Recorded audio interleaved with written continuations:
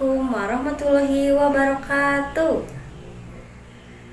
Semangat pagi, semangat, semangat, yeay. Apa kabarnya hari ini anak-anak? Alhamdulillah, luar biasa, Allahu Akbar. Nah, sebelum kita melakukan pembelajaran, alangkah lebih baiknya kita berdoa terlebih dahulu ya. Silahkan Dani yang memimpin. Amin. Nah, untuk anak-anak yang belum absen, boleh diisi dulu absennya terlebih dahulu ya. Hari ini kita akan belajar mengenai tema 6, subtema 1, aku dan cita-citaku. Nah, materi yang akan kita pelajari hari ini yaitu mengenai puisi dan siklus hidup hewan. Nah, nanti kalian akan mencoba mengamati puisi dan menemukan ciri-ciri dan juga amanat. Lalu kalian juga nanti akan mengamati siklus hidup hewan. Nah, nanti ada beberapa hewan yang akan kita amati. Nah, sekarang Ibu share screen terlebih dahulu ya anak-anak. Nah, bisa dilihat kita hari ini akan belajar tema 6, subtema 1, pembelajaran ke-1 ya anak-anak. Nah, jadi sekarang kita akan mengamati gambar terlebih dahulu. Coba dilihat. Gambar ini gambar apa ya? Ya? Gambar seorang guru, betul, hebat. Nah, kegiatan utama dari seorang guru itu apa? Mendidik. Lalu mengajarkan siswa-siswi untuk bersikap baik dan memiliki sikap sopan santun, betul. Lalu apalagi? Mengajarkan berbagai mata pelajaran yang ada di sekolah. Contohnya matematika, IPA, apalagi IPS, SBDP, PPKN, bahasa Inggris, apalagi ya? Banyak pokoknya ya. Nah, lalu ini yang kedua itu apa? Yang kedua, gambar seorang arsitek, betul. Nah, kegiatan utama dari seorang arsitek itu apa? Iya, menggambar dan merancang bentuk bangunan, betul. Nah, kalau misalnya kalian mau membuat rumah nih, bisa dibuatkan oleh seorang arsitek. Kita lihat gambar selanjutnya. Ini gambar apa? Ya, betul, gambar seorang dokter hewan. Nah, kegiatan utama dari dokter hewan itu apa? Memeriksa, lalu mencari tahu penyakit dari hewan. Lalu apalagi?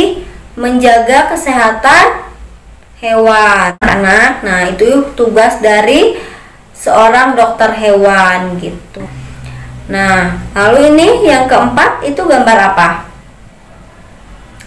Gambar pelukis, betul, hebat. Nah, kegiatan utama dari seorang pelukis itu apa?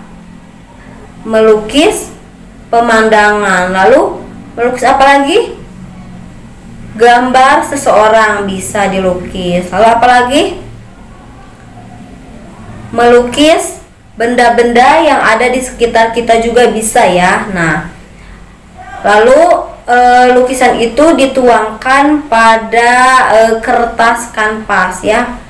Nah, lalu ini yang terakhir itu gambar apa? Gambar seorang pilot, betul. Kegiatan utama yang dilakukan oleh seorang pilot itu apa? Mengemudikan pesawat, betul. Lalu apalagi? Mengantarkan penumpang dari satu tempat ke tempat lain. Nah, tadi kalian sudah menyebutkan 5 cita-cita yang Ibu berikan berupa gambar. Nah, sekarang Ibu mau bertanya dulu kepada kalian, kira-kira cita-cita itu apa? Ya, cita-cita itu berupa mimpi dan harapan yang ingin kita capai untuk masa depan. Betul, hebat. Nah, Ibu sekarang mau bertanya, kira-kira cita-cita kalian itu ingin jadi apa? Ya, boleh Dani. Dani ingin jadi apa, Dani? Ingin menjadi pilot. Wah, hebat, bisa mengantarkan warga Indonesia ke mancanegara, ke negara lain ya. Betul. Lalu Altami ingin jadi apa, Altami? Ingin jadi guru. Lalu Anggi ingin jadi apa, Anggi? Ya, Anggi ingin menjadi seorang dokter hewan. Hebat. Lalu ada lagi yang ingin menyebutkan?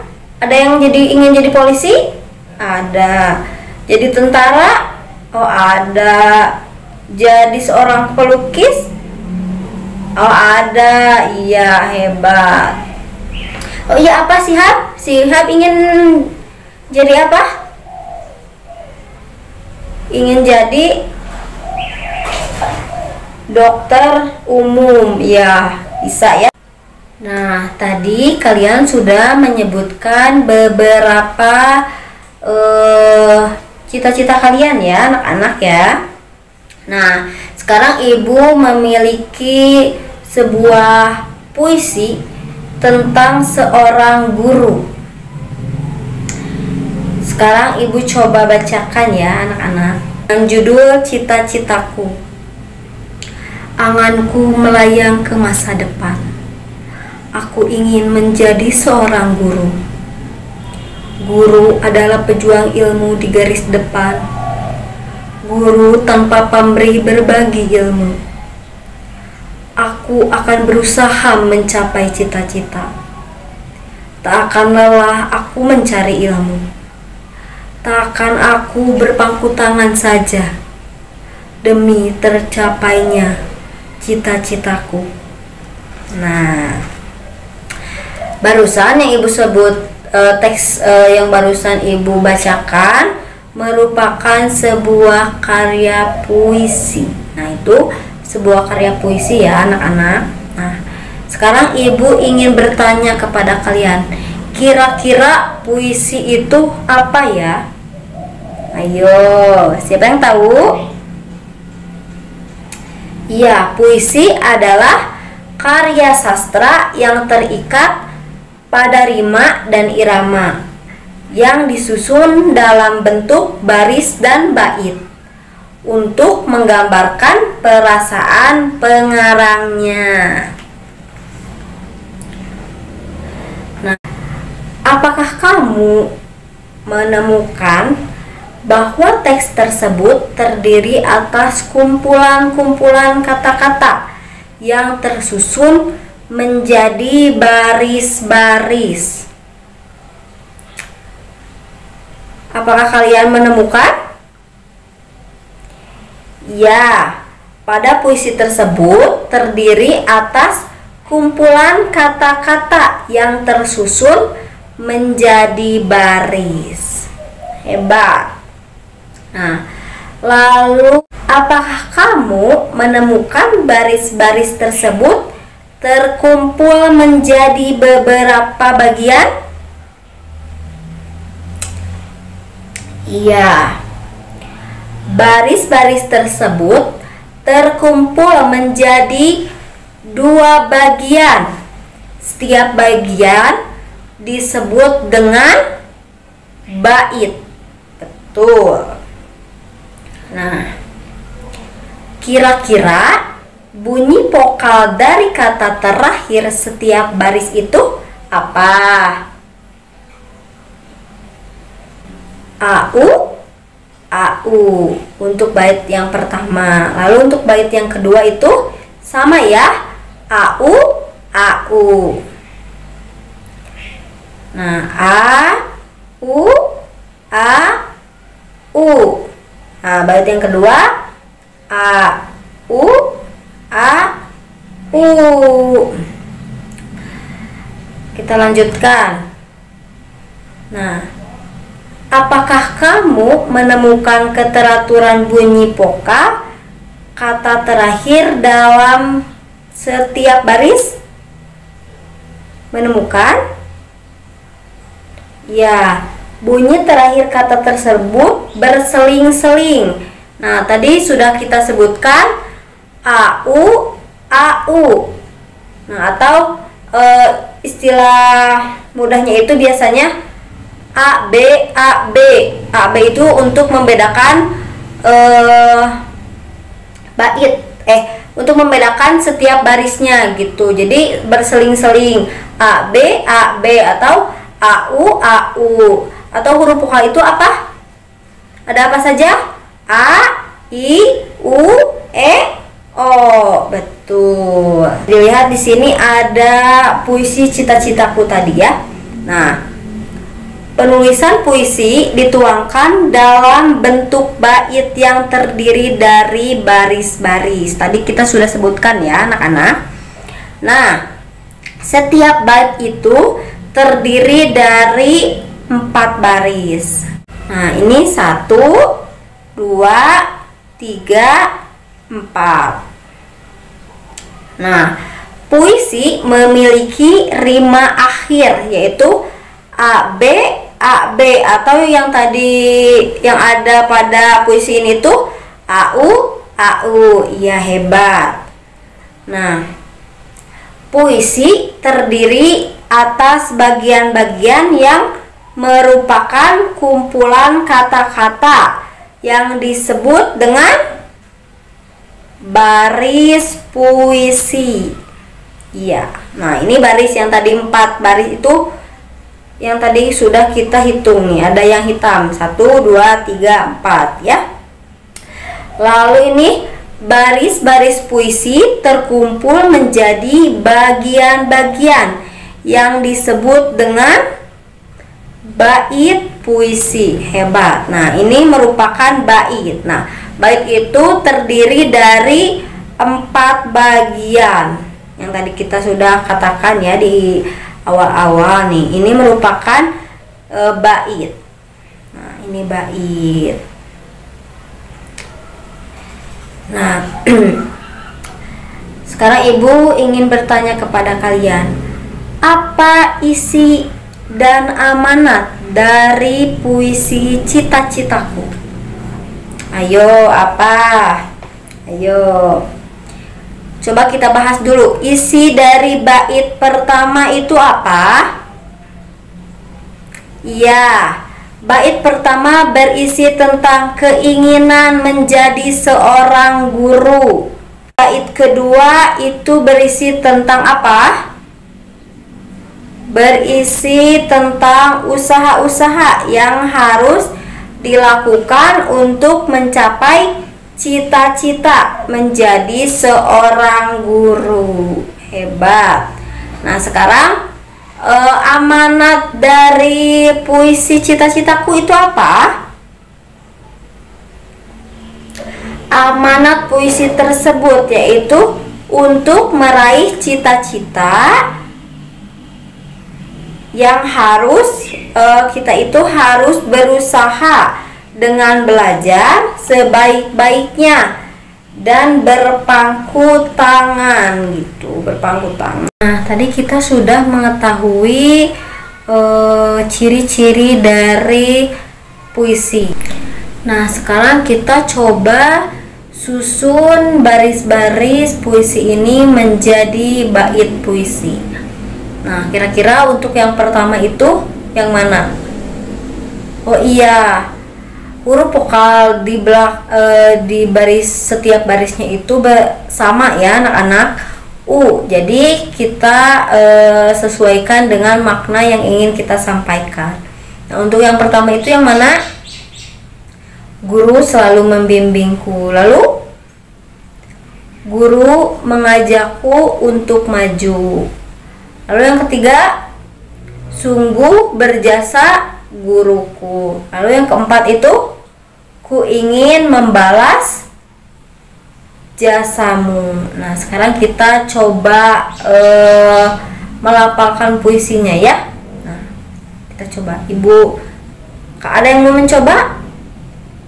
Iya, boleh. Hebat. Nah, sekarang ibu coba untuk mengulang puisinya ya, yang tadi sudah dibacakan oleh Syamsi ya. Hebat Syamsi. Nah, sekarang ibu coba bacakan. Guru selalu membimbingku. Guru mengajakku untuk maju. Sungguh berjasa guruku. Ku ingin membalas jasamu. Nah, seperti itu ya anak-anak.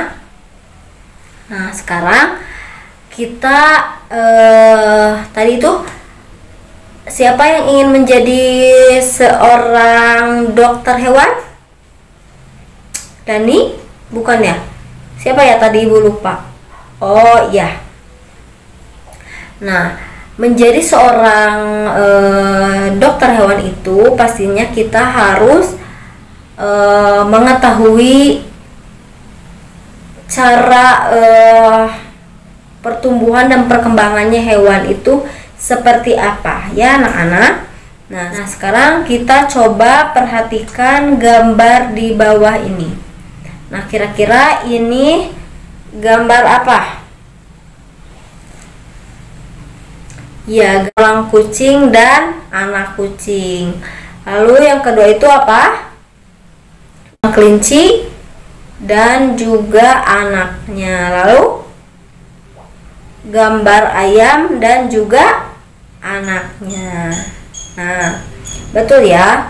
Gambar-gambar tersebut menunjukkan bahwa anak-anak hewan dan ada hewan yang sudah dewasa. Artinya hewan-hewan tersebut mengalami pertumbuhan.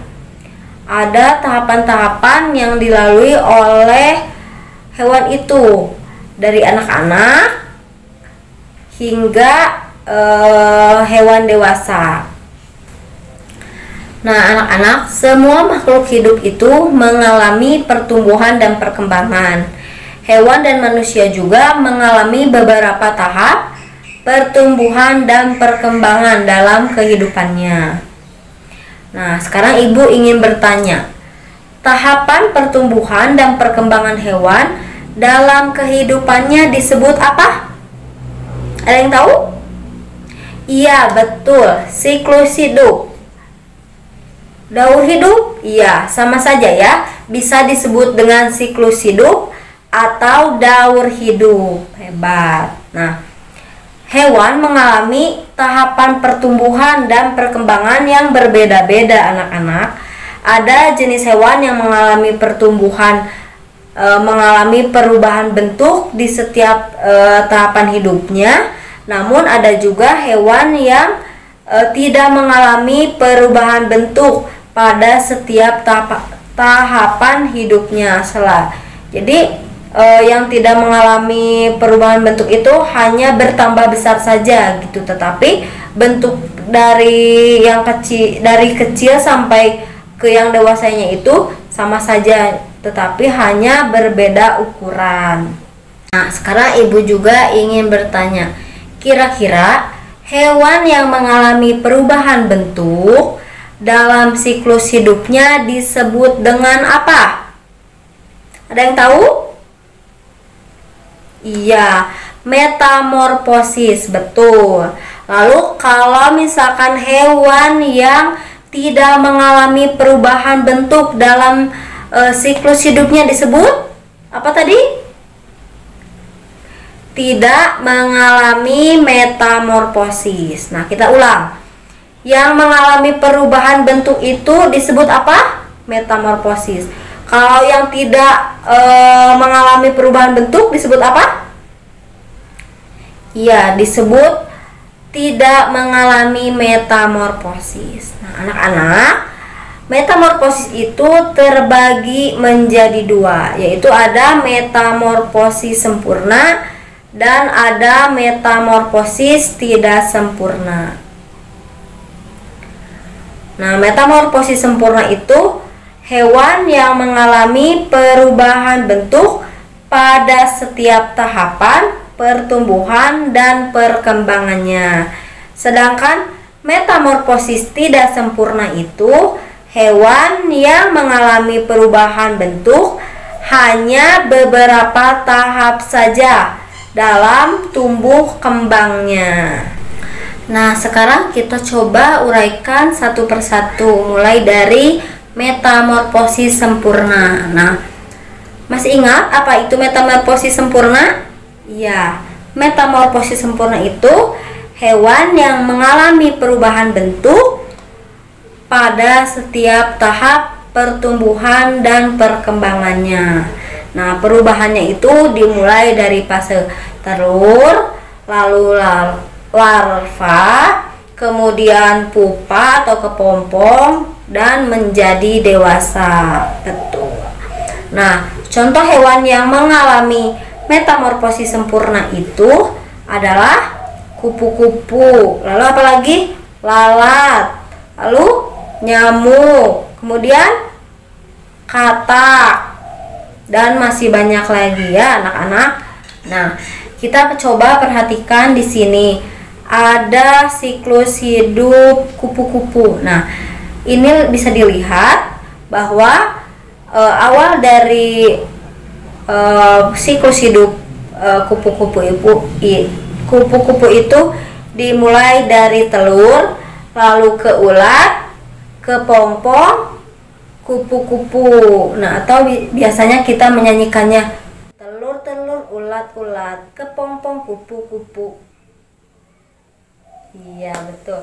Bukan kasihan dulu ya, bukan, tapi itu prosesnya itu ada 4 sesuai dengan fase metamorfosis sempurna ya. Nah, lalu yang kedua itu sama ya, mulanya itu dari telur, lalu larva atau jentik nyamuk, kemudian pupa, dan menjadi nyamuk dewasa. Betul. Kalau ini nggak ada nyanyiannya ya. Nah, kemudian itu ada lalat. Nah, lalat itu dimulai dari telur, kemudian larva, kemudian kepompong, dan menjadi lalat dewasa.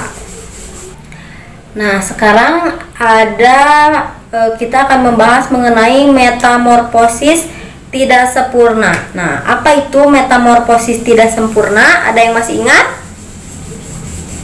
Iya, metamorfosis tidak sempurna itu hewan yang mengalami perubahan bentuk hanya pada tahap tumbuh kembangnya, hanya beberapa tahap pada tumbuh kembangnya. Betul. Nah, perubahannya itu dimulai dari fase telur, nimpa, lalu menjadi dewasa. Nah, nimpa itu adalah hewan kecil atau hewan muda gitu. Jadi cara membedakannya dengan hewan yang sudah dewasa itu adalah tidak adanya sayap gitu. Kalau dewasa itu ada sayapnya, kalau yang nimpa itu tidak ada sayapnya gitu ya.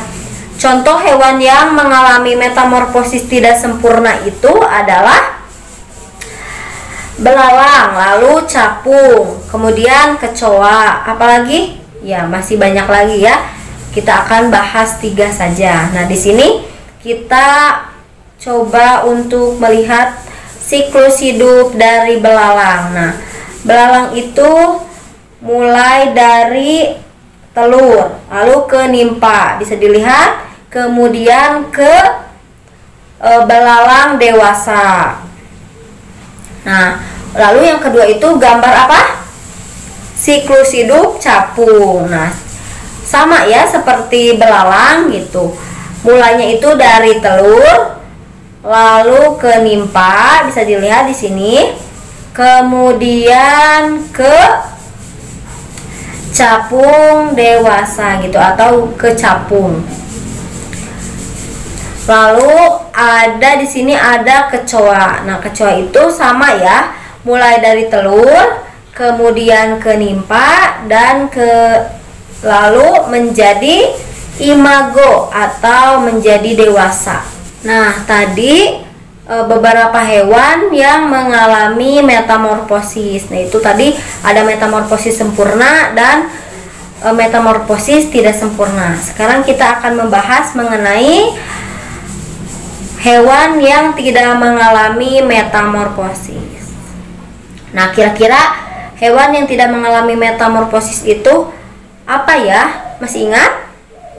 Ya, hewan yang tidak mengalami perubahan bentuk dalam siklus hidupnya. Nah, contoh hewan yang tidak mengalami metamorfosis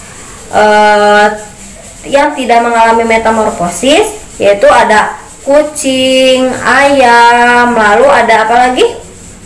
Ada kelinci dan masih banyak lagi. Nah, sekarang kita akan bahas 3 terlebih dahulu ya, anak-anak. Nah, bisa dilihat di sini ada gambar siklus kucing, siklus hidup kucing. Nah, di sini kucing itu dimulai dari anak kucing, lalu kepada kucing muda dan kucing dewasa. Betul. Lalu di sini ada siklus hidup ayam. Nah, ayam itu dimulai dari telur, kemudian menjadi anak ayam dan ayam dewasa. Nah, terus ini yang terakhir ada siklus hidup kelinci. Nah, kelinci itu juga sama ya seperti kucing gitu. Mulai dari anak kelinci, lalu kelinci muda dan kelinci dewasa. Alhamdulillah, materi hari ini sudah selesai. Kira-kira ada yang ingin ditanyakan terlebih dahulu? Tidak? Tidak ada yang ingin bertanya? Baik. Jadi hari ini kita sudah belajar tentang apa saja, anak-anak? Tentang puisi, ciri-ciri puisi, isi dan amanat dari puisi. Lalu apa lagi?